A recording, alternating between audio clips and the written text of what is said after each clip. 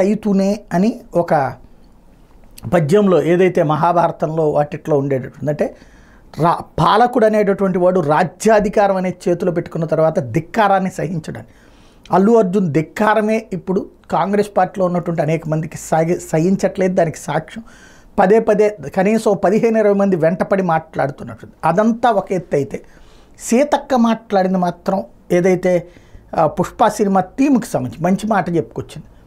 నేను ఆనాడు నుంచి ఇప్పటిదాకా ప్రస్తావిస్తూ వస్తున్నటువంటి మాట, ఎర్రచందనం స్మగ్లింగ్కి జాతీయ అవార్డు ఇవ్వడం ఏంటి, స్మగ్లర్ యాక్షన్ని చూసి అవార్డు ఇచ్చారు అంటే స్మగ్లింగ్ అనేటటువంటి కోణాన్ని అంటే మనం ఆ అవార్డు ఇచ్చినప్పుడు అవార్డుకి వెనకాల ఉన్నటువంటి స్టోరీ బిహైండ్ ద హీరో క్యారెక్టర్ని చూస్తాం కదా, అది జనంలోకి నెగిటివ్ వెళ్ళదా?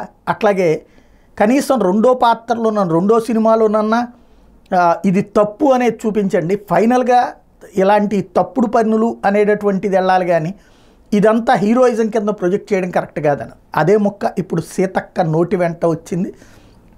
జై భీమ్ లాంటి సినిమాలు పక్కకు పోతున్నాయి, ఇట్లాంటి సినిమాలు హైలైట్ అవుతున్నాయి అన్నటువంటి విషయాన్ని టచ్ చేసుకొచ్చారు ఆవిడ.